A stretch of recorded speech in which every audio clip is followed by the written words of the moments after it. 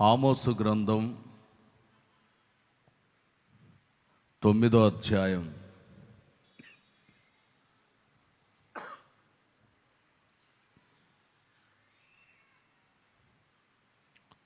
11వ వాక్యాన్ని నేను చదువుతున్నాను. పడిపోయిన దావీదు గుడారమును ఆ దినమున నేను లేవనెత్తి దాని గోడను బాగు చేసి దాని పోయిన చోట్లను బాగు చేసి ఏదోము శేషమును నా నామము ధరించిన అన్యజనులందరినీ నా జనులు స్వతంత్రించుకొనున్నట్లు పూర్వపు రీతిగా దానిని మరల కట్టుదును. ఇలాగు జరిగించు యెహోవా వాక్కు ఇదే. ఈ చదవబడినటువంటి వాక్య భాగంలో 12వ వాక్యంలో పూర్వపు రీతిగా దానిని మరల కట్టుదును. పూర్వపు రీతిగా, పూర్వపు రీతిగా అంటే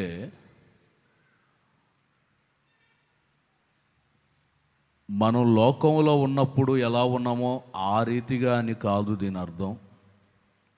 లోకంలో ఉన్నప్పుడు మన జీవితం ఎలా ఉందో, లోకంలో ఉన్నప్పుడు మన పరిస్థితులు ఎలా ఉన్నాయో అలా కాదు. పూర్వపు రీతిగా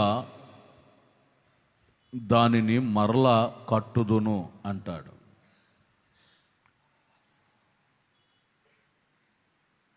అక్కడక్కడ ప్రాకారాలు బేటల బారయ్యి,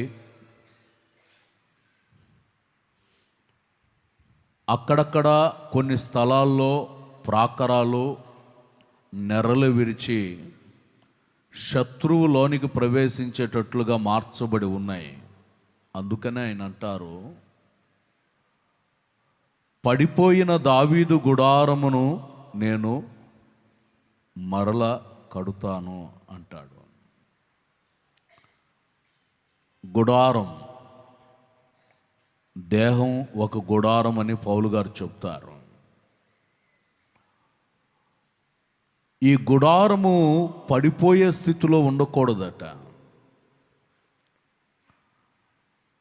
అది తిరిగి నూతనంగా కట్టబడేటట్లు, నూతనంగా మార్చబడేటట్లు, పడిన స్థితి నుండి లేవనెత్తబడగలిగేటట్లు. ఉదాహరణకి బైబిల్లోనే ఒక మాటను గుర్తు చేస్తాను. శత్రువు చేత దోచబడిన వాడై కొరప్రాణాలతో పడిపోయినటువంటి ఒక వ్యక్తిని పూటకొళ్ళవాని ఇంటికి తీసుకుని వెళ్ళినట్లుగా గమనిస్తాం. అక్కడ యెరూషలేము నుండి యెరికోకి దిగిపోతున్న ఒక వ్యక్తి చరిత్ర మనకి కనబడుతుంది. బయలుదేరినప్పుడు బాగానే ఉన్నాడు, కానీ మధ్యలో దొంగల చేత దోచబడ్డాడు.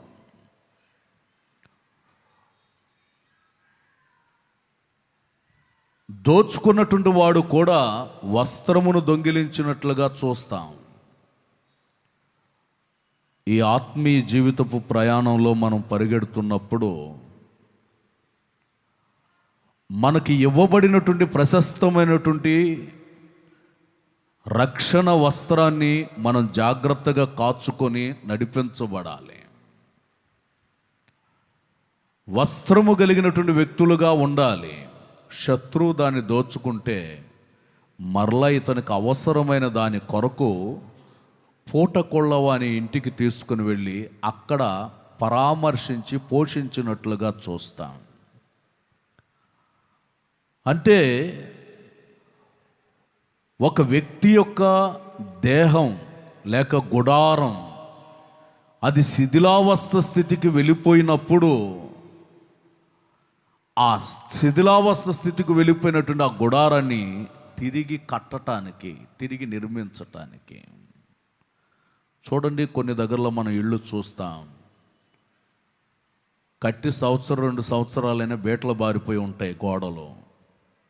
ఏమిటి కారణం అనంటే దానికి సరిగ్గా పడవలసిన పాళ్లలో సిమెంట్ పడకపోయినా, నీరు సరిగా చేర్చబడకపోయినా, నేల సరిగా లేకపోయినా, పునాది సరిగా లేకపోయినా బీటలు బారిపోయి నెర్రలు విడిచి 2-3 సంవత్సరాలకే బిల్డింగ్ ఒక భయంకరమైన శిథిలావస్థ స్థితికి కనబడిపోతుంది. పునాది సరిగా లేకపోతేనే. అందుకనే అంటారు, ఆత్మీయమైనటువంటి జీవితంలో ప్రయాణం చేస్తున్నటువంటి ప్రతి ఒక్క వ్యక్తికి కూడా పూర్వము మన ప్రారంభ దినాలు, దేవునిలోనికి నడిపించబడినటువంటి దినాలు, పరిస్థితులు ఎలా ఉన్నాయి, ఇప్పుడు ఎలా ఉన్నాయని ఒక పరిశీలన మన జీవితంలో మనం చేసుకొనవలసిన వారమై ఉన్నాం. యెషయా గ్రంథం 63వ అధ్యాయం. యెషయా గ్రంథం 63వ అధ్యాయం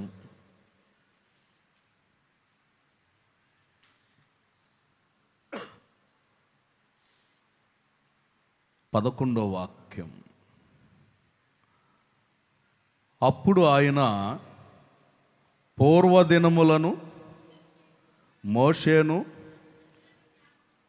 తన జనులను జ్ఞాపకము చేసుకొనెను. తన మంద కాపరులకు సహకారి అయి సముద్రములో నుండి, చూడండి, శత్రువుల చేత తరమబడుతున్నటువంటి వ్యక్తులకి సముద్రములో నుండి ప్రజలను వెలుపటికి తీసుకొని వచ్చినప్పుడు ఈ ప్రజలందరూ కూడా అంటారు, మనల్ని సముద్రంలో నుండి బయటికి తీసుకొచ్చాడే మోషే అనేవాడు ఏమయ్యాడు. ప్రతి సందర్భంలో కూడా, ప్రతి చోట కూడా వారి జీవితపు విధానాన్ని గమనిస్తున్నప్పుడు ఏదో ఒక కోణంలో సనుగులు, సంశయాలు అక్కడ కనబడుతూ వాళ్ళ జీవితపు విధానాలు శిథిలావస్థ స్థితికి వెళ్ళిపోతూ వచ్చాయి. చూడండి, లక్షల మంది కాల్బాలం బయలుదేరింది కనాను దేశం అంటూ. కానీ చివరికి చేరింది 2 చేర్చబడ్డారు. మిగిలిన వాళ్ళందరూ కూడా మార్గ మధ్యలో ఆయా సందర్భాలు కుంటుపాటు కలుగుతూ వచ్చారు. మన గుడారాలు, మనం నివసిస్తున్న మన గుడారాలు, లేక మన హృదయం అనబడుతున్న గుడారము శిథిలావస్థ స్థితికి వెళ్ళకుండా అది స్థిరమైనదిగా ఉండాలి. అందుకే అంటాడు, పూర్వత్పు రీతిగా నేను తిరిగి దానిని మరలా కడుతాను. పూర్వపు పరిస్థితి ఎలా ఉంది, ఏ విధంగా జీవించాం, ఎలాంటి ఆత్మీయతలో ఉన్నాం, ఎలాంటి అభిషేకం పొందాం, ఎలాంటి ఆనందాన్ని పొందాం, ఆ సందర్భాలన్నిటినీ కూడా గుర్తు చేసుకొని నడిపించబడటానికి. యెషయా గ్రంథం 43వ అధ్యాయం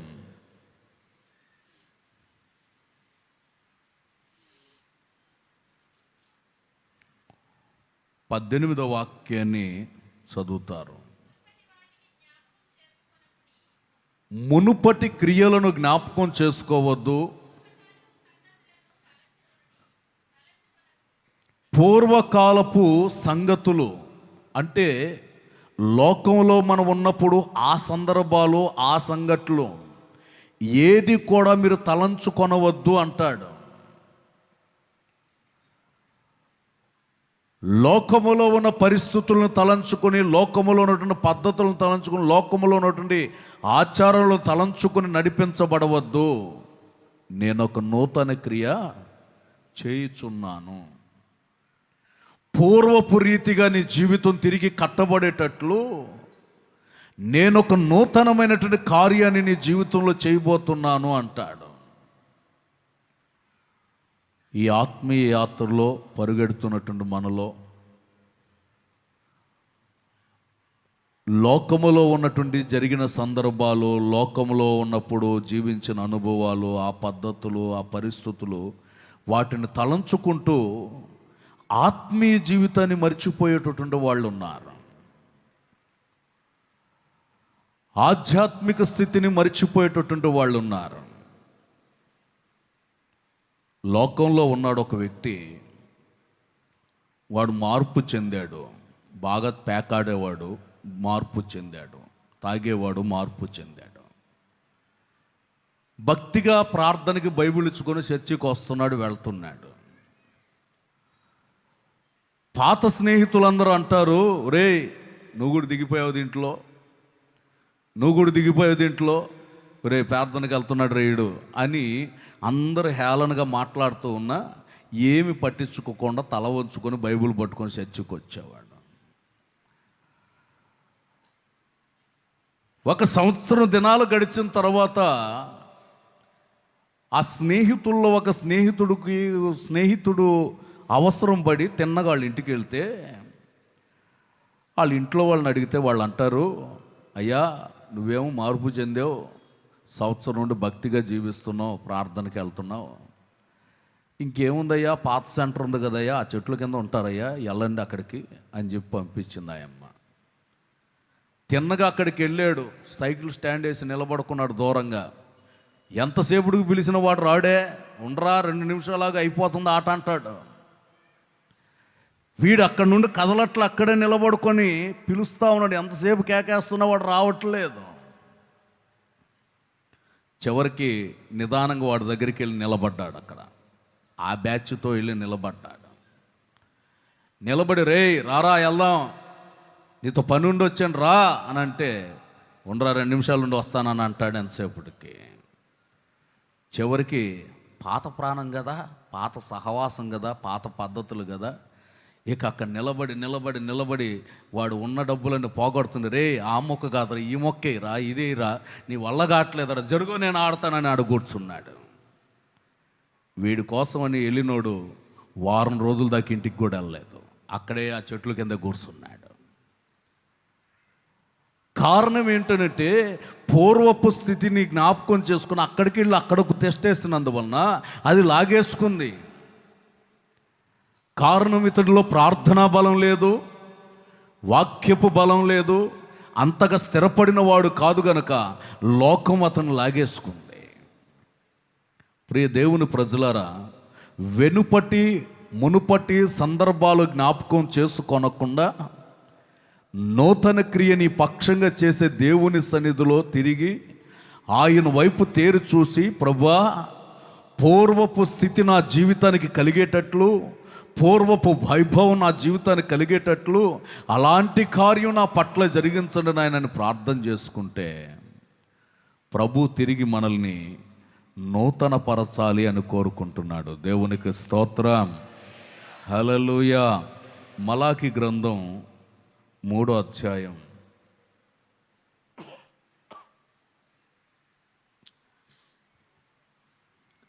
4వ వాక్యాన్ని చదువుతారు. మునుపటి దినములలో ఉండినట్లును, మైకులో చదవచ్చు కదా, అందరికి వినబడుతుంది, మళ్ళీ ప్రతి వారం చెప్పాలి. అప్పుడు మునుపటి దినములలో ఉండినట్లును, పూర్వపు సంవత్సరములలో ఉండినట్లును, యూదావారును యెరూషలేము నివాసులను చేయు నైవేద్యములు యెహోవాకు ఇంపుగా ఉండును. దేవునికి స్తోత్రం, హల్లెలూయా.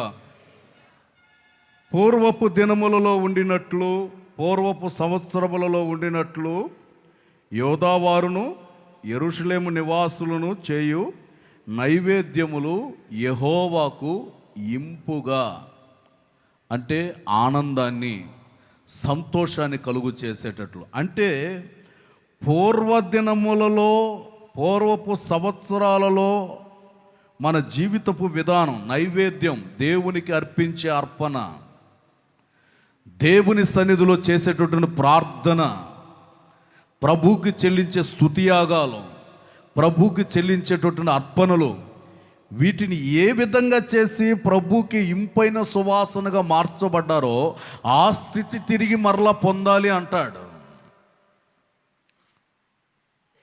ప్రారంభ దినాలైతే మోకాళ్ళ మీద ఉంటే అసలు దిగే పనే లేదు. ప్రారంభ దినాల్లో స్తుతించటం అంటే మనసారా స్థుతి. ప్రారంభ దినాలు ఇంట్లో 1 గంట 2 గంటలు 3 గంటలు ప్రార్థించిన రోజులు కూడా ఉన్నాయి. వాక్యం కూడా అధ్యాయాలు మొదలెడితే చదివేసిన రోజులు కూడా ఉన్నాయి. కానీ ఇప్పుడు దేవునికి చెల్లించవలసినటువంటి నైవేద్యం అంటే వండుకున్న పదార్థాలు తీసుకెళ్ళి దేవుని ముందు పెట్టడం కాదు, అది కాదు. మనం దేవుని యొక్క సన్నిధిలో చేసే ప్రార్థన ఒక నైవేద్యం వలె దేవుని చెంతకు చేరుతుంది. స్తుతించే అనుభవం, వాక్యాన్ని ధ్యానించే అనుభవాలు, అవి మనల్ని దేవుని ఎదుటకి ఇంపైన సువాసనగా మార్చేటట్లు చేస్తాయి. ఒకప్పుడు ఉన్నటువంటి ఆ ఆత్మీయ ఉజ్జీవం, ప్రార్థన ఒకవేళ లేకపోతే మన సువాసన, ఇంపైన సువాసన ప్రభు దగ్గరికి వెళ్ళట్లేదని గుర్తించాలి. అందుకే అంటారు, పూర్వపు రీతిగా నేను మరలా తిరిగి నిన్ను కడుతాను. పూర్వం నీవు ఏ విధంగా ఉన్నావు, ఎలాంటి భక్తి మర్యాదలలో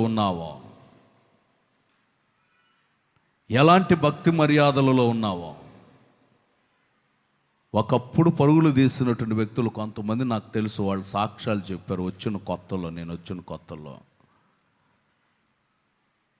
అప్పటికి ఇప్పటికీ ఈ ఉన్నటువంటి ఈ 4 సంవత్సరాల్లో నేను గమనిస్తే అప్పుడున్నటువంటి ఉద్యమం ఇప్పుడు లేదు. నిదానంగా లోకం అంతా వచ్చేసింది, ఇంట్లోకి వచ్చేసింది. ఒకప్పుడు ఎంత వైరాగ్యంగా ఉన్నటువంటి వాళ్ళు ఇప్పుడు అసలు ఆ వైరాగ్యం ఏమైపోయిందో కూడా దేవుడి దయ వల్ల మొత్తానికి ఆ లోకమంతా లోనికి ప్రవేశించేసింది. లోక పద్ధతులు ఒకప్పుడు ఉన్నటువంటి ఆ ఉజ్జీవ జ్వాల ఇప్పుడు లేదు. దేవుని యొక్క సన్నిధిలో చేరి పూర్వపు రీతిగా నేను తిరిగి కట్టబడాలి, పూర్వపు రీతిగా నేను బలపరచబడాలని కోరుకుంటే సర్వశక్తి కలిగినటువంటి దేవుడు తిరిగి మనల్ని బలపరచాలని కోరుకుంటున్నాడు. దేవునికి స్తోత్రం, హల్లెలూయా. బలపరిచి బలాభివృద్ధిని కలుగు చేయాలని కోరుకుంటున్నాడు. మనం తిరిగి కట్టబడాలి. ఆలోచించుకోవాలి. మన విశ్వాసయాత్ర ప్రారంభించబడింది మొదలుకొని ఇప్పటి వరకు ఎంత సమయం ప్రభు సన్నిధిలో ఒకప్పుడు గడిపేవాళ్ళం, ఇప్పుడు ఎంత గడపగలుగుతున్నాం? ఒకప్పుడు వాక్యం ఎంతవరకు చదవగలిగాం, ఇప్పుడు ఎంతవరకు చదవగలుగుతున్నాం? ఒకప్పుడు దేవుని కొరకు ఎంత పోరాడాం, ఇప్పుడు ఎంత పోరాడగలుగుతున్నాం? ఒకప్పుడు మన జీవితంలో ఉన్నటువంటి ఉజ్జీవం ఇప్పుడు ఉందా లేదా? వీటినన్నిటినీ ఒకసారి మనం అద్దం ఎదుట నిలబడితే మన ముఖం ఎలా కనబడుతుందో, వాక్యం అనబడుతున్న అద్దం ఎదుట మనం నిలవబడితే మన జీవితపు విధానాలన్నీ కనబడతాయి. అప్పుడు మనం ఏ స్థితిలో ఉన్నామో, ఎక్కడ ఉన్నామో మనకు తేలిపోతుంది. మొన్న ఈ మధ్య నేను ఒక ఇంటికి వెళ్ళాను. థర్మామీటర్ లాగా ఇంత మీటర్ ఉంది పెద్దది, పొల్ల ఒకటి తీసుకొచ్చారు. పాలోడొచ్చాడు. వాడు పాలు పోయంగానే ఇది థర్మామీటర్ లాగా ఉంది, దాన్ని తీసి దాంట్లో వేసి చూసి ఇన్ని నీళ్ళు ఉన్నాయేంటి అన్నారు. ఓరే బాబాయ్, చిన్నప్పుడు జ్వరం వస్తే డాక్టర్ గారు పెట్టేవాడు, ఎంత ఉంది జ్వరం అని చెప్పేవాడు. పాలల్లో ఎన్ని నీళ్లు ఉన్నాయని కొలత వేయగలిగేటటువంటి మీరు ఆ వస్తువులు వచ్చేసాయి. మరి మన భక్తిలో కొలత వేయగలిగినటువంటి పరిస్థితి మనం కూడా ఆలోచించాలి కదా. ఎంతవరకు మనం ఉన్నాం, ఎంతవరకు జీవించగలుగుతున్నాం, ఎంతవరకు మన జీవితపు ప్రయాణాలు మార్చబడ్డాయని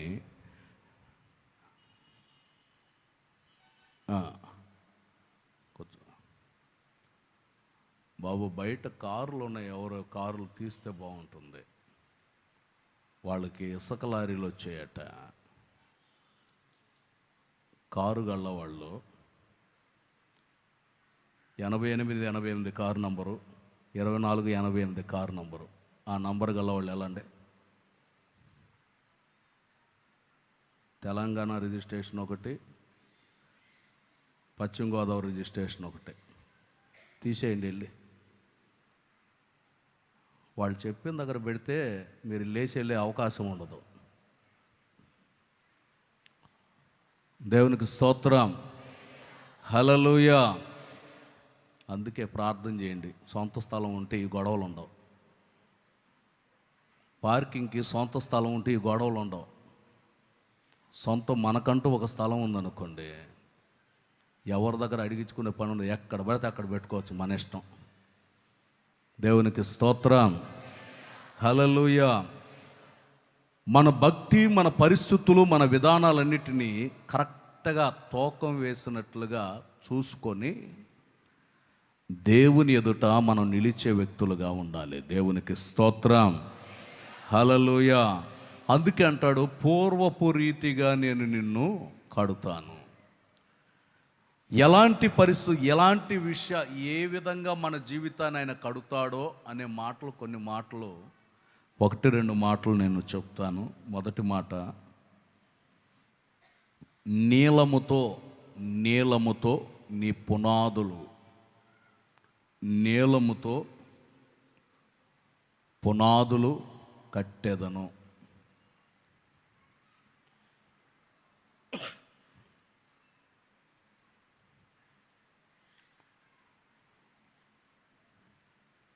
బైబిల్లో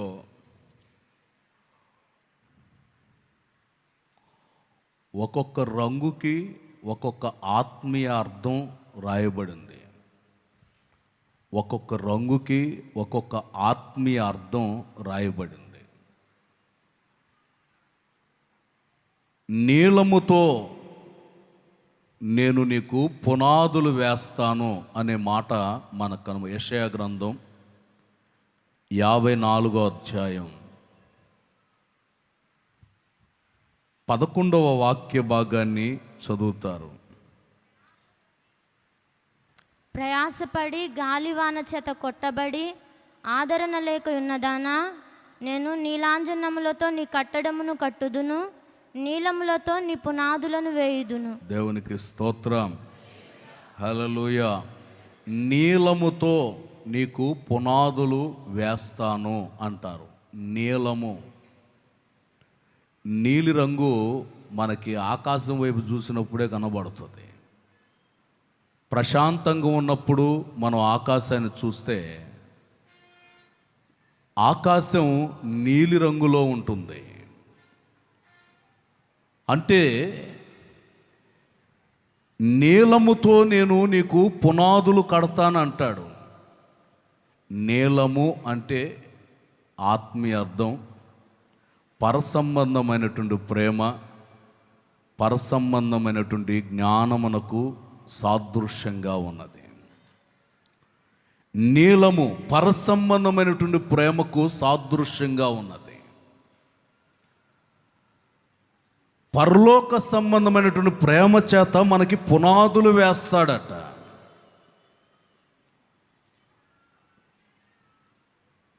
పునాదులు వేసేటప్పుడు రకరకాలుగా మనం రకరకాల వస్తువులను ఉపయోగించి పునాదులు వేస్తాం. ఆత్మీయ జీవితపు విధానానికి ఆయన పునాది వేసేటప్పుడు అంటారు, పరసంబంధమైనటువంటి ప్రేమ చేత నేను పునాదిని వేస్తాను. ఒక సేవకుడు కట్టబడాలన్నా, ఒక విశ్వాసి కట్టబడాలన్నా పరసంబంధమైనటువంటి దేవుని ప్రేమ చేత పునాది వేయబడాలి.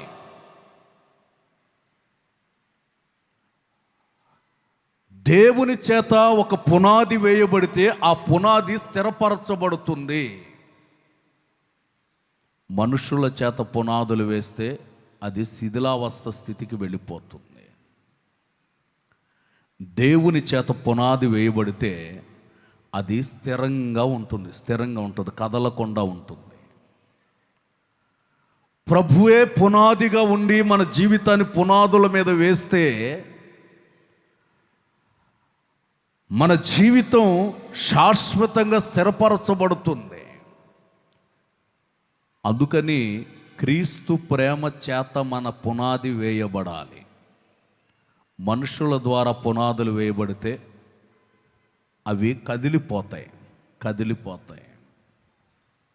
దేవుని ద్వారా పునాది వేయబడితే అది కదలదు. నాకు బాగా గుర్తు, అది 94వ సంవత్సరం. ఇలాగే ఫిబ్రవరి నెల. అది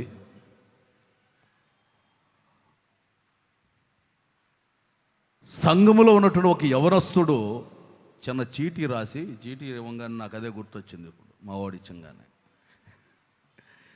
చీటీ రాసి యేసన్ గారు వాక్యం చెప్తుంటే తిన్నగా స్టేజ్ మీదకి వచ్చి చీటీ ఇచ్చేసి వెళ్ళిపోయాడు.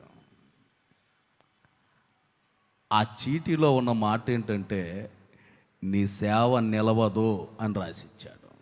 నీ సేవ నిలవదు. యవనస్తుడు సంఘానికి వచ్చేవాడే, నీ సేవ నిలవదు అని రాసిచ్చాడు. యేసన్ గారు ఆ పిల్లోడు వైపు చూసి, ఎవరు రాసిచ్చారు అని అన్నాడు. నీ సేవ నిలవదు అని చెయ్యి ఊపి వెళ్ళిపోయాడు.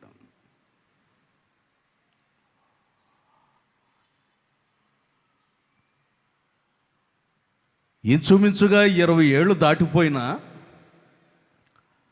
యేసన్ గారు ఒకటి అన్నారు, సేవ నాదైతే నిలబడకుండా పోయేది.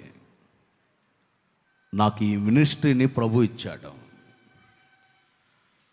సంఘాన్ని ప్రభు ఇచ్చాడు, సేవకుల్ని ప్రభు ఇచ్చాడు, విశ్వాసులను ప్రభు ఇచ్చాడు. ప్రభు సంఘం అయితే ప్రభు సంఘాన్ని కాపాడుకుంటాడు. అదే యేసన్న కట్టిన సంఘం అయితే అది ఎప్పుడూ పడిపోతుంది.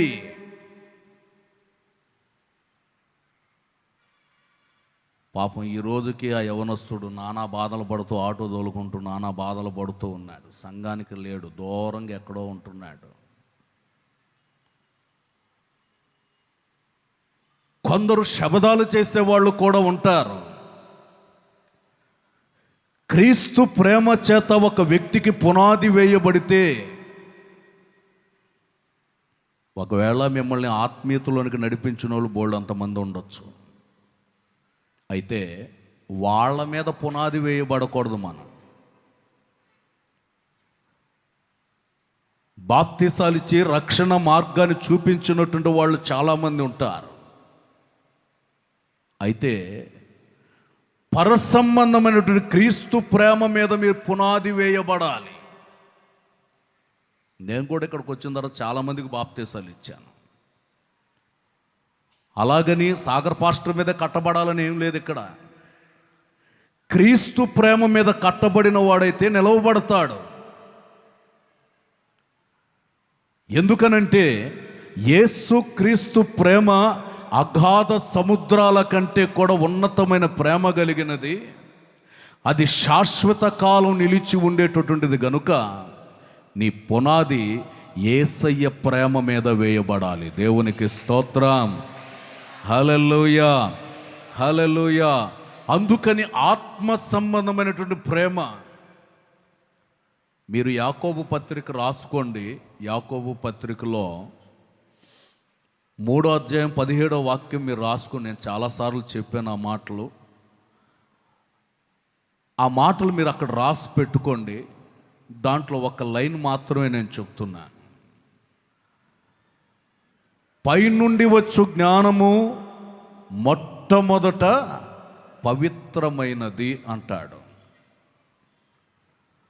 పరసంబంధమైనటువంటి జ్ఞానము పవిత్రతను కలుగు చేయగలిగినది. ఈ పవిత్రత ఎప్పుడు వస్తుంది అని అంటే, వేకువనే లేచి ప్రార్థించే వాళ్ళై ఉండాలి. ఉదయకాలమున లేచి ప్రార్థించే వాళ్ళై ఉండాలి. దేవుని సన్నిధిలో చేరి దేవునికి స్తుతియాగాలు అర్పిస్తూ స్తోత్ర గానాలతో క్రీస్తు ప్రేమ కలిగి ధూపము వేయటం మొదలు పెడితే, నీవు వేకువజామున లేచి చేసేటటువంటి స్తుతిలో నీ పునాది పరిపూర్ణంగా స్థిరపడుతానే ఉంటుంది. దేవునికి స్తోత్రం. హల్లెలూయా. ఎంతగా స్తుతియాగాలు చెల్లిస్తామో ఆ స్తుతియాగం ఏం చేస్తుందంటే పునాదిని స్థిరపరుస్తుంది. ఇళ్ల ముందు క్రోటన్ చెట్లు ఉంటాయి. క్రోటన్లు. రోజు ఒక చెంబు నీళ్లు పోయాలి వాటికి. పోయకపోతే మాట్లాడరు. ఇళ్ళలో పెంచేవాళ్ళు చాలామంది ఉండి చెప్పండి. నీళ్ళు కానీ పోయకపోతే ఏమవుతాయి? ముఖం వాడిపోతుంది, ఆకు వాడిపోతుంది.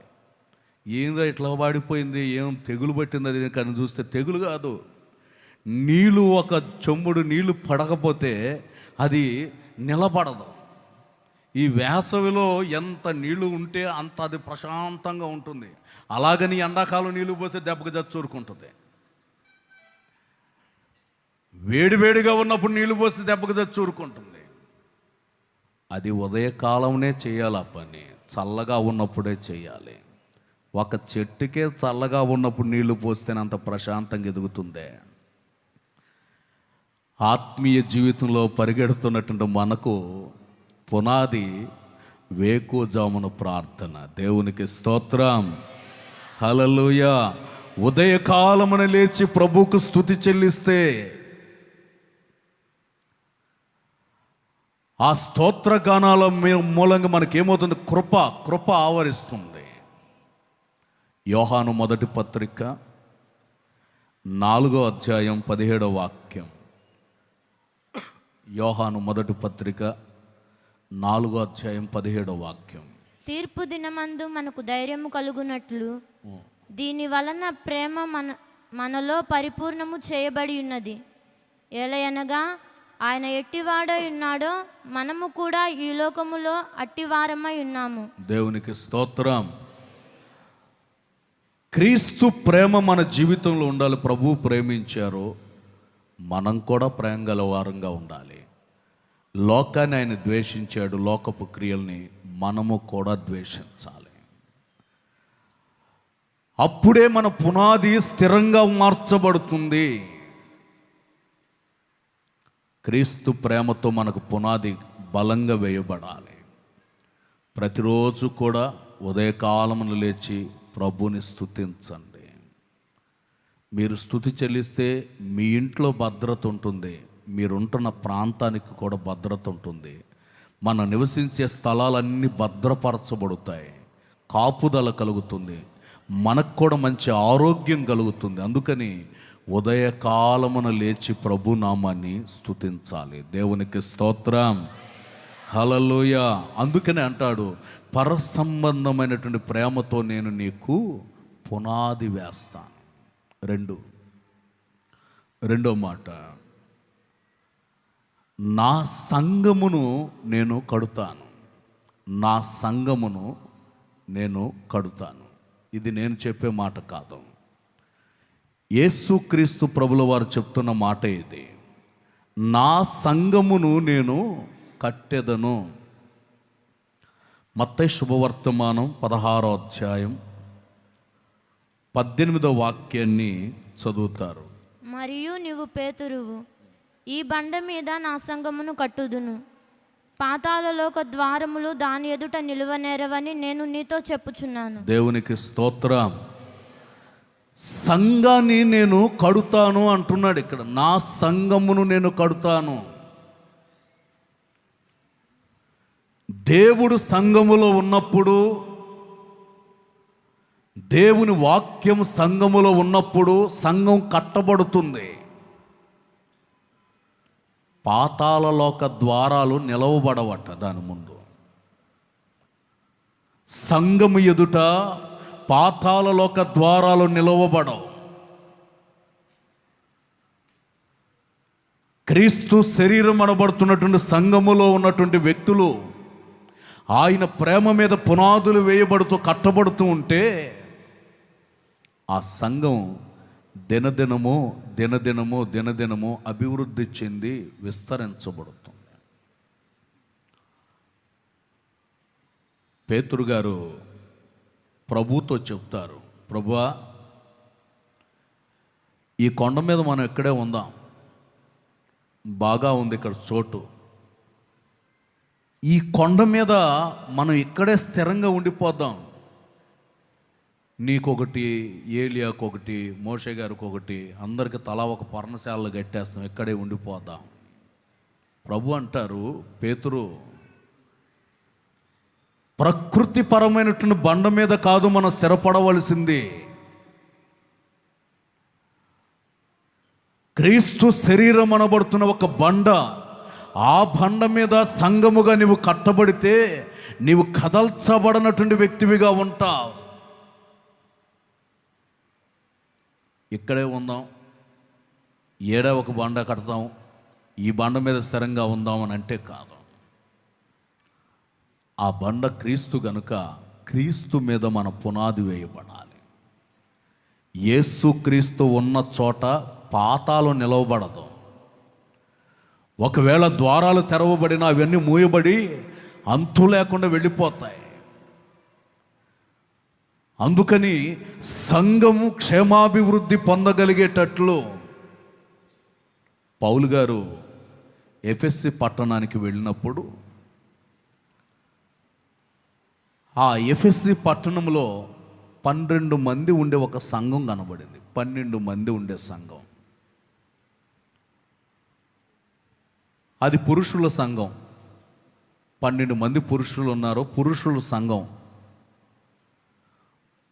పౌలు గారు ఆ ప్రాంతాలు తిరుగుతూ ఎఫెస్సి పట్టణానికి వచ్చినప్పుడు అక్కడ ఈ 12 మంది ఉన్నారు, సంఘం ఉంది అక్కడ. సంఘ కాపరు లేడు, కానీ సంఘం మాత్రం ఉంటే ఈయన అక్కడికి వెళ్ళి దేవుని మాటలు ప్రకటించటం ప్రారంభించాడు. పౌలు గారు చెప్పేటటువంటి మాటలు వింటున్నటువంటి వాళ్ళకి ఆశ్చర్యం కలిగింది. ఇలాంటి మాటలు కూడా ఉన్నాయా బైబిల్లో అని, ఇలాంటి పరిస్థితులు కూడా ఉన్నాయా బైబిల్లో అని వాళ్ళు ఆశ్చర్యంగా ఆయన వైపు చూస్తున్నారు. అంటే సంఘమైతే ఉంది, కానీ లోతైన అనుభవాలలో లేదా సంఘం. 12 మంది లెక్కెట్టినట్లుగా 12 మంది ఉన్నారు, పురుషుల సంఘం అట్టది.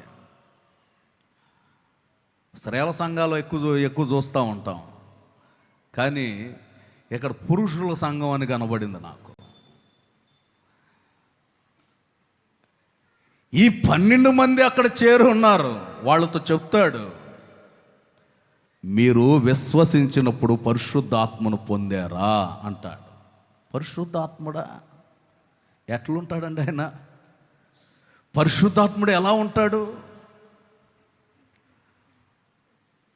మీ సేవకులు బోధించలేదా?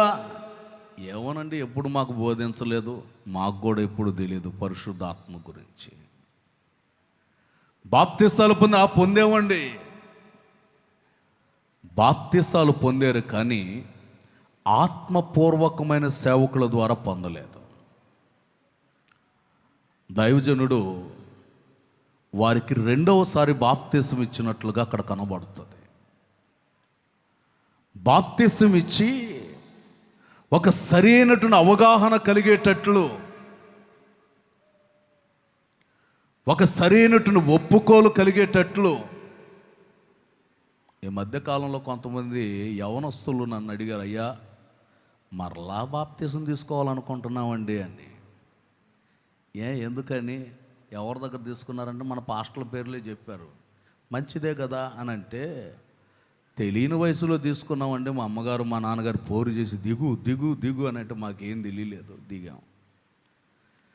సరి అయినటువంటి అవగాహన లేకుండా, మార్పు లేకుండా బాప్తిసాలు పొందాం.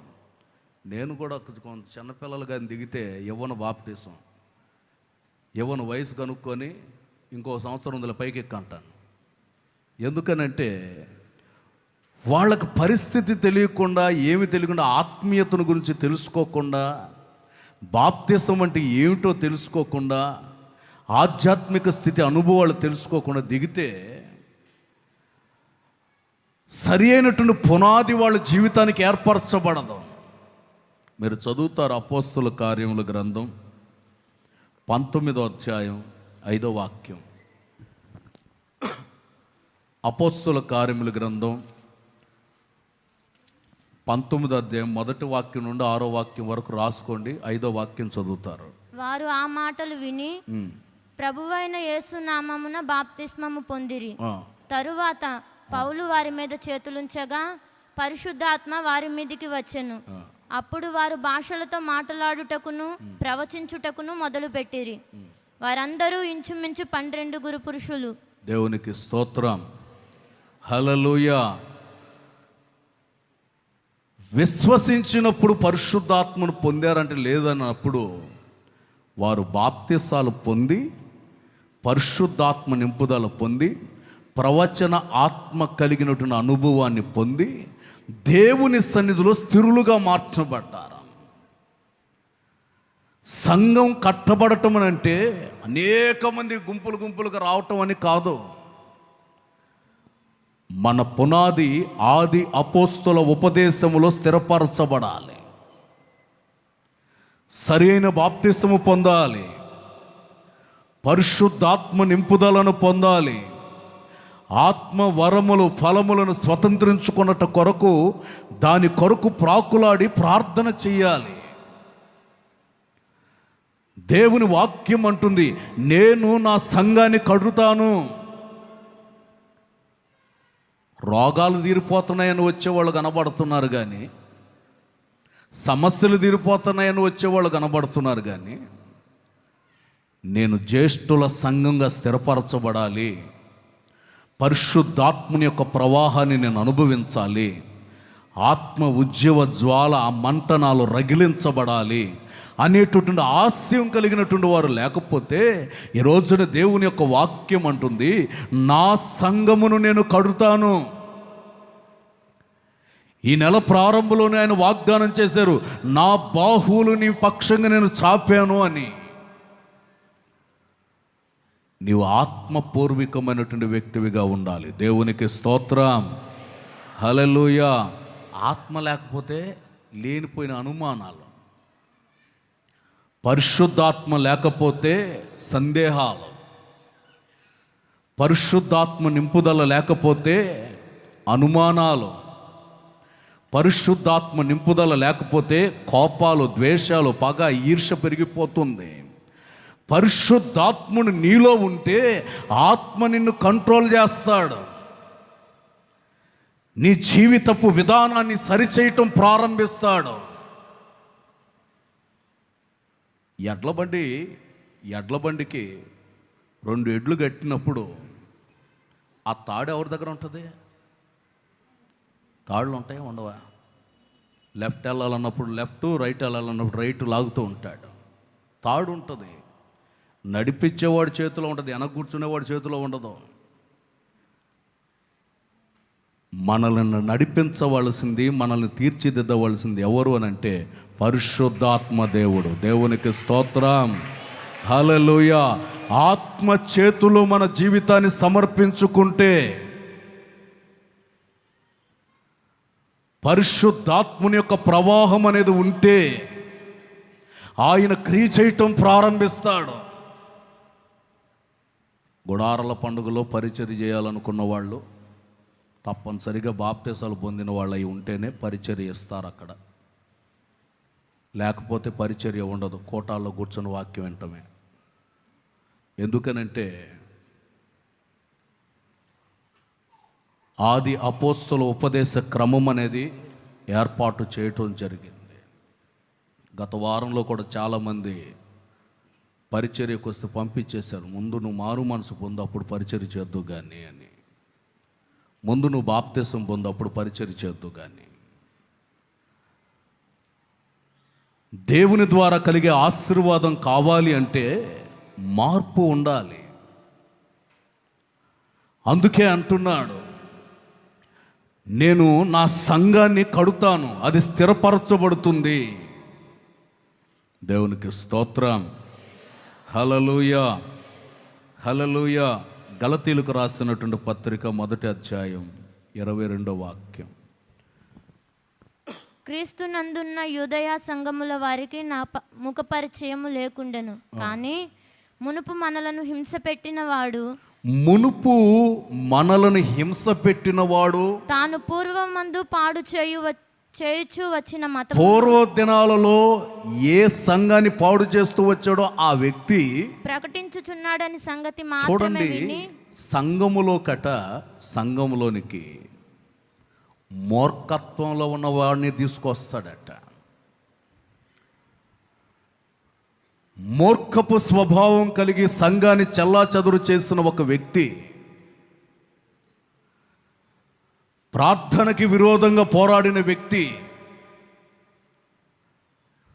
సన్నిధి జరగకూడదని ఆటంకపరిచినటువంటి వ్యక్తి సంఘంలోనికి బైబిల్ ఎట్టుకొని వస్తూ ఉంటే ప్రజలందరూ ఆశ్చర్యంగా చూస్తున్నారండి. ఇదేంట్రా బాబు, వీడు వస్తున్నాడు ఇక్కడికి, ప్రజలను హింసించిన వాడు కదా, రక్తపాతం చేసిన వాడు కదా, మరలా ఇతను వస్తున్నాడు ఏమిటని చూస్తే అతడు చక్కగా దేవుని మాటలు ప్రకటిస్తుంటే ప్రజలు ఆశ్చర్యపడుతున్నారట. మూర్ఖుడిని ప్రభు తీసుకొస్తాడు, కఠినాత్ముడిని తీసుకొని వస్తాడు, కలహాలు రేపేవాడిని తీసుకొని వస్తాడు. ఎలా తీసుకొని వస్తాడంటే వారి జీవితాన్ని మార్చి సంఘపు సహవాసంలో నాటడానికి తీసుకొని వస్తాడు. దేవునికి స్తోత్రం, హల్లెలూయా. సంఘపు సహవాసంలో నాటడానికి తీసుకొని వస్తాడు. ఎంతటి కఠినాత్ములనైనా కూడా మార్చి, అందుకనే ఈ హోసన్న మినిస్ట్రీస్ యొక్క ప్రత్యేకత ఏంటంటే ఇది ఒక ప్రాంతానికి కానీ, ఒక కులానికి కానీ, ఒక గోత్రానికి కానీ సంబంధించింది కాదు. ఇది అందరికీ సంబంధించింది. అందరూ ప్రభు మాటలు వినాలి, అన్ని జాతుల వారు సహవాసంలో స్థిరపరచబడాలి. దేవునికి స్తోత్రం. ప్రతివారు సహవాసపు అనుభవాలలో స్థిరపరచబడాలి. మా వాళ్ళలో కూడా ఉన్నారు కొంతమంది సేవకులు, మనమంతా ఒక కులం, మనందరం ఎట్టుండం, కుల ప్రస్తావన తెచ్చినటువంటి సేవకుని సేవ ఎలా ఉందో ఇప్పుడు కూడా నాకు తెలుసు. ఎందుకనంటే కుల విచక్షణ తీసుకొచ్చినటువంటి సేవకుడు ఎక్కడ పెట్టినా 100 మందిలో పెడితే దేవుడి దయ వల్ల ఆయనకు పుణ్యం అంట ఒక 30 మందిని చేసి వెళ్తూ ఉంటాడు. అంటే డెవలప్మెంట్ ఉండదన్నమాట. తరిగిచ్చేయాలి సంఘానంటే అట్లాంటి వాడిని ఒక నేస్తే మొత్తం తరిగిచ్చేసి వెళ్తాడు. ఎందుకంటే ఇతని జీవితంలో క్రీస్తు మీద పునాది వేయబడినోడు కాదు. యేసు క్రీస్తు మీద పునాది వేయబడితే, క్రీస్తు శరీరం అనబడుతున్న సంఘములో కట్టబడినటువంటి వ్యక్తి అయితే, అది సేవకుడైనా విశ్వాసైనా సహవాసపు అనుభవాలలో ఆ వ్యక్తికి ఒక ప్రత్యేక స్థితి అనేది ఏర్పరచబడుతుంది. అందరూ ఉండాలి, అందరూ క్రీస్తు ప్రేమను ధరించుకోవాలి, అందరూ యేసు రక్తం చేత కడగబడాలి. యేసుక్రీస్తు, నేను నజరేతు వాడిని, మా ప్రజల కొరకు నేను రక్తాన్ని గార్చాను అంటే మనమంతా ఇక్కడ ఉండేవాళ్ళమా? ఏది మాట్లాడండి, ఉండేవాళ్ళమా? ఆయన అందరి కొరకు రక్తాన్ని చిందించాడు. ఆయన అందరి వాడు. దేవునికి స్తోత్రం. అందరికి సంబంధించిన వాడు ప్రభు, మన ప్రభు. అందుకని మనమందరం ఆయన నామాన్ని స్తుతించాలి. దేవునికి స్తోత్రం, హల్లెలూయా, హల్లెలూయా. ఎఫెసీయులకు రాసిన పత్రిక 5వ అధ్యాయం 25వ వాక్యం నుండి కొన్ని మాటలు. అటువలే క్రీస్తు కూడా సంఘమును ప్రేమించి, యేసు క్రీస్తు సంఘాన్ని ప్రేమించి, అది కలంకమైన ముడతైన అట్టిది మరి ఏదైనను లేక, అట్టిది ఏదైనను లేక పరిశుద్ధమైనది గాను నిర్దోషమైనది గాను మహిమగల సంఘము గాను ఆయన తన ఎదుట దానిని నిలువబెట్టుకొనవలెనని వాక్యముతో ఉదక స్నానము చేత దానిని పవిత్రపరిచి పరిశుద్ధపరచుటకై. దేవునికి స్తోత్రం, హల్లెలూయా. క్రీస్తు సంఘమును సంరక్షించుటకై అంటాడు, కలంకమైన ముడత అయినా లేకుండా అంటాడు.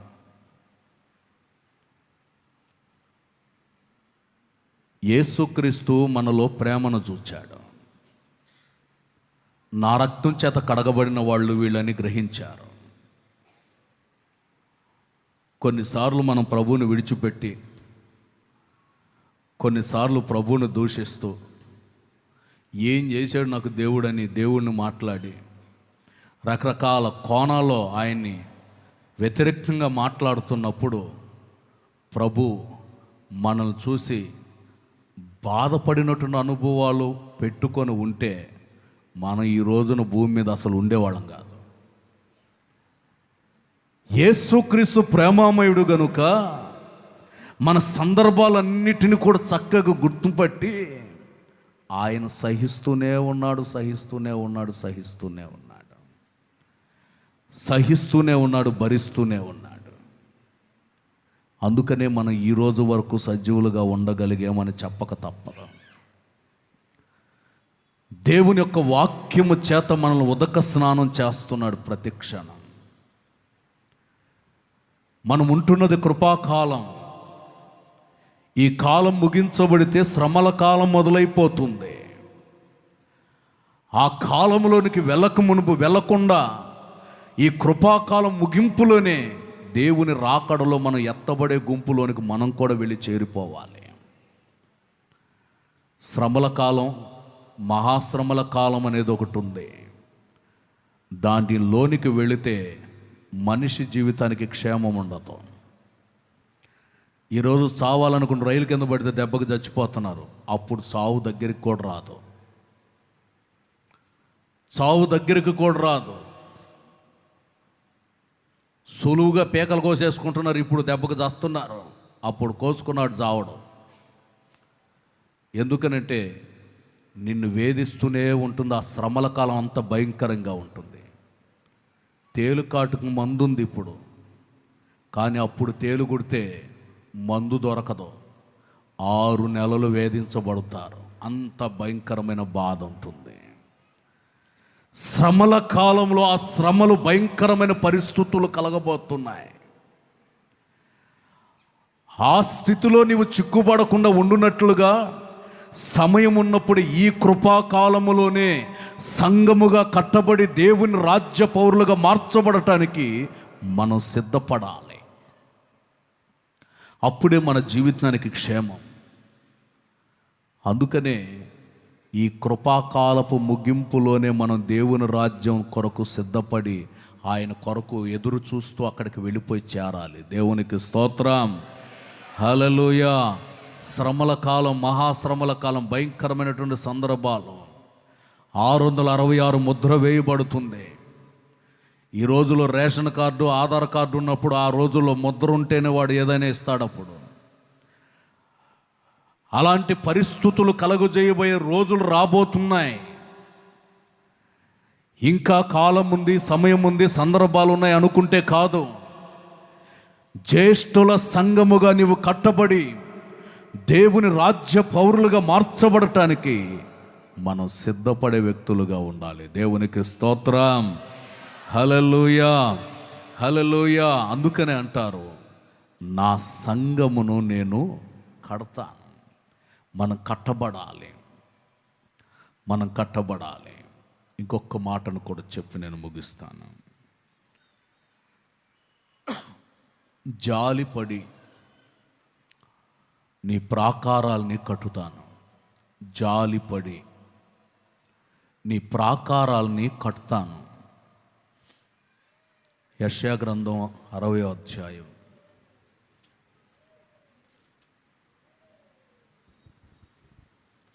10వ వాక్యం. అన్యులు నీ ప్రాకారములను కట్టుదురు, వారి రాజులు నీకు ఉపచారము చేయుదురు. ఏలయనగా నేను కోపపడి నిన్ను కొట్టి తిని, కానీ కటాక్షించి నీ మీద జాలిపడుచున్నాను. దేవునికి స్తోత్రం. కొన్ని సందర్భాలలో నీ మీద కోపపడి నిన్ను కొట్టి తిని గాని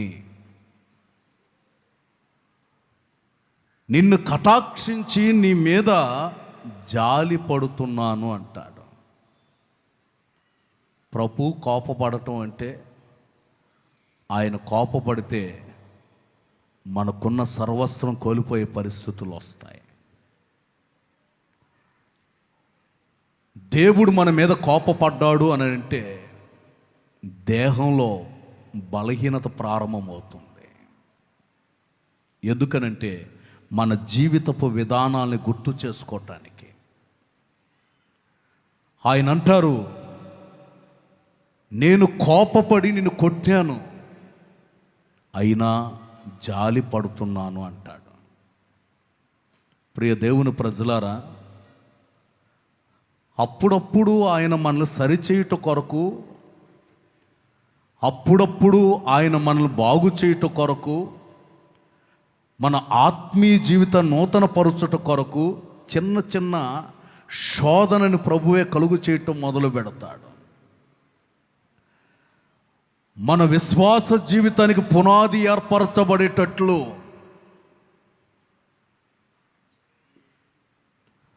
మన విశ్వాస జీవితానికి స్థిరమైనటువంటి అనుభవం కలుగు చేయబడగలిగేటట్లు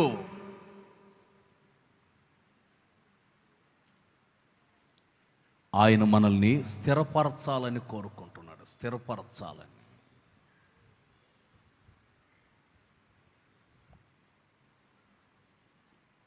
మనల్ని పరిపూర్ణంగా బలపరచటానికి చిన్నగా నేను కోపపడ్డాను, కానీ నేను తిరిగి జాలి పడుతున్నాను అంటున్నాడు. కొన్ని సందర్భాలలో ఒకవేళ ఇప్పటికే బలహీనతల్లో ఉండి నలిగిపోతున్న వాళ్ళు కావచ్చు. ఎందుకు ఈ బలహీనత వచ్చింది అని పరిశీలన చేసి దేవుని యొక్క సన్నిధిలో మనలను మనం నూతన పరుచుకోవటం మొదలెడితే, ఆ నూతనత్వ పరచబడటం మొదలు పెట్టబడిన దాన్ని బట్టి దేవుడు మన జీవితంలో క్రియ చేయటం ప్రారంభిస్తాడు.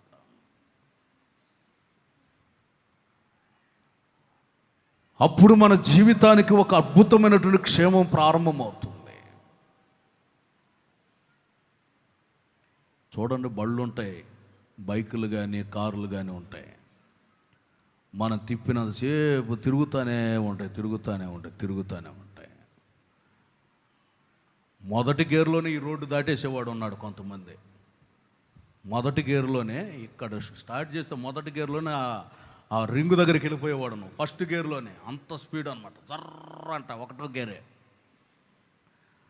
అట్లా కొట్టి కొట్టి కొట్టి కొట్టి బండిని దెబ్బకి సంవత్సరానికి బోరుకు వచ్చేసింది. బోరుకు వస్తే ఏమవుతుంది? షెడ్కి వెళ్తుంది.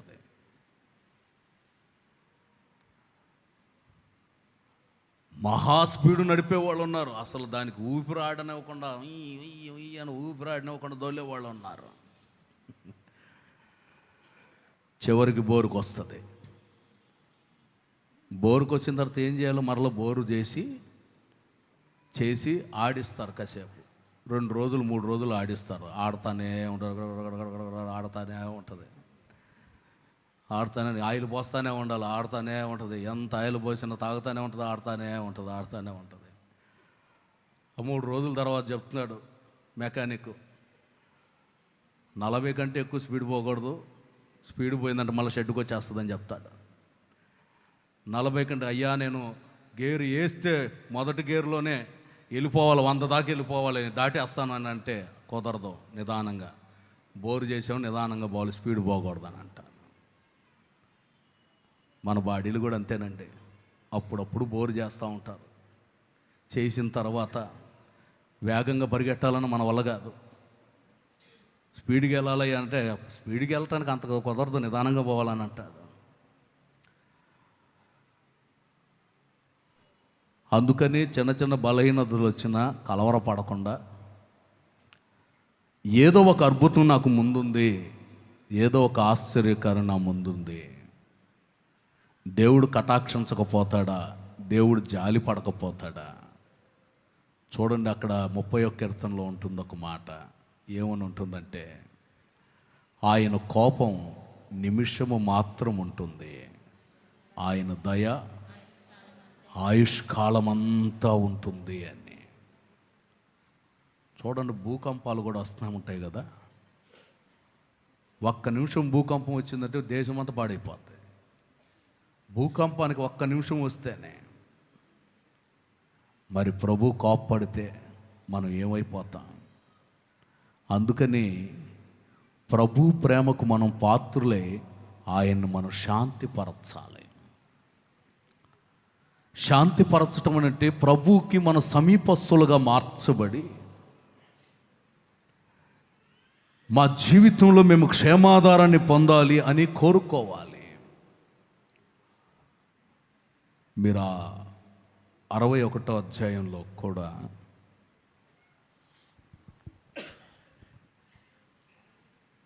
నాలుగో వాక్యం నుండి కొన్ని మాటలు, చాలా కాలం నుండి పాడుగా ఉన్నటువంటి స్థలములను వారు కట్టుదురు, పూర్వమున పాడైన స్థలములను కట్టుదురు, పాడైన పట్టణములను నూతనంగా స్థాపింతురు, తరతరముల నుండి శిథిలమై ఉన్న పురములను బాగు చేస్తున్నాను.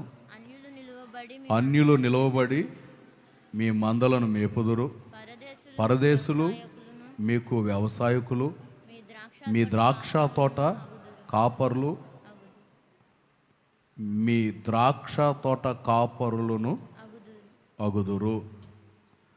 మీరు యెహోవాకు యాజకులు అనబడతారు, వారు మా దేవుని పరిచారకులని మనుషులు మిమ్మును గూర్చి చెప్పుకుంటారు. దేవునికి స్తోత్రం. హల్లెలూయా. పూర్వము పాడైనటువంటి స్థలములను కడుతాను,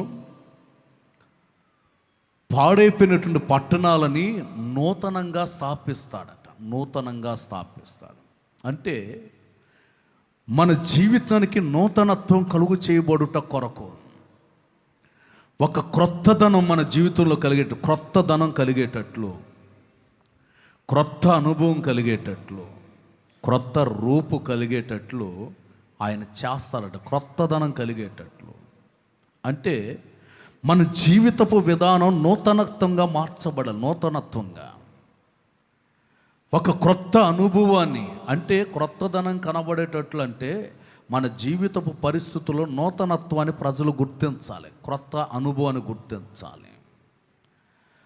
ఒకప్పుడు స్థితి ఇప్పుడు స్థితిని గమనించి ఒక నూతనత్వం పుట్టించబడగలిగేటట్లు. అందుకని ఆయన అంటారు, పాడైన ప్రతి స్థలాన్ని నేను తిరిగి కడతాను, అది నూతనంగా కడతాను, నూతన పరుస్తాను. మనం నూతన పరచబడిన వ్యక్తులై ఉండి దేవుని యొక్క ప్రేమకు పాత్రులై ప్రభు కొరకు సాక్షిగా ఉండాలి. అందుకనే అంటాడు, నేను స్థిరమైన పునాదిని వేస్తాను. ఆ పునాది మీద మన జీవితాలు కట్టబడాలి, స్థిరపరచబడాలి. మాటల మీద కట్టబడితే కూలిపోతుంది, ఇసుకలో కట్టబడితే పడిపోతుంది. పునాది మీద కట్టబడితే అది స్థిరమవుతుంది. మన జీవితాలు స్థిరమైనటువంటి పునాదిగా మార్చబడితే ఆయన జాలి పడతాడట.